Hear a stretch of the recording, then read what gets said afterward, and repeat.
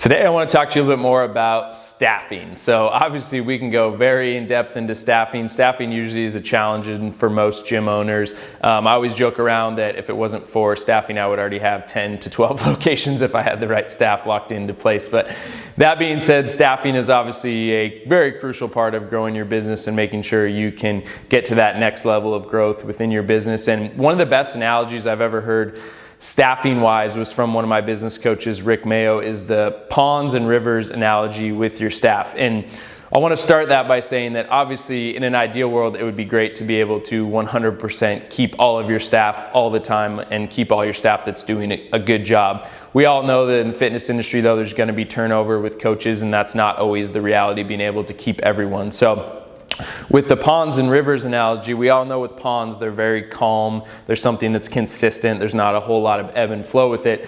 The ponds analogy, those need to be your employees that are going to be, a little more front facing, kind of higher end people in the gym, your managers or people that are in charge of sales and growth and really making sure the business can run day to day so that not everything is on the owner. So with the pond analogy, with those employees, those are the people that you want to try to really do whatever you can to keep long-term, keep in those management positions. A lot of times for us, those are people that are on salary versus hourly, and they're also going to have some type of bonus structure in place to, incentivize them to help grow the business. If the business grows, they're making more money and whatnot. So I think it's really important to identify those couple key employees within your business and really invest in them and make sure you're doing everything you can to make them want to, be part of your gym ongoing and really be there for the long haul and really make sure that they're growing with the business. And I think another way to help keep those people in there is really just taking interest in their lives and making sure you have a good relationship with them. They feel comfortable coming to you if they're having any issues,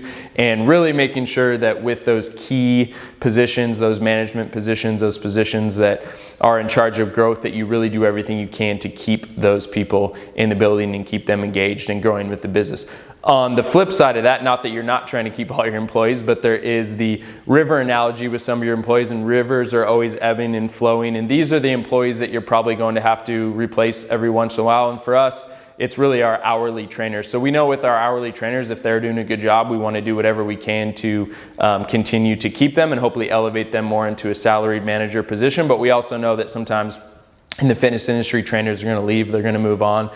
So for us, the river positions that are going to ebb and flow with our hourly trainers, those are people that we have to be able to replace if they do leave. And part of the way that we do that is making sure that we don't have all of our clients training with one coach. We do have our clients training with a team of coaches, so that if one coach leaves, we don't all of a sudden have 30 members leave with them, because obviously that can totally drain your business and sometimes cause it to close. So with these river analogies and the trainers in those positions that are going to ebb and flow, like I said, it's really important that you have a plan in place to be able to replace those employees. You still want to be engaged with them. You still want to try to get them to grow and get to those upper level management positions. But at the end of the day, if there's somebody that is going to leave and move on, you have to be able to make sure that you have a plan in place that you can seamlessly replace them, get somebody else in their position, and not see a big downfall in the business and not see a big thing where all these people are going to leave because one coach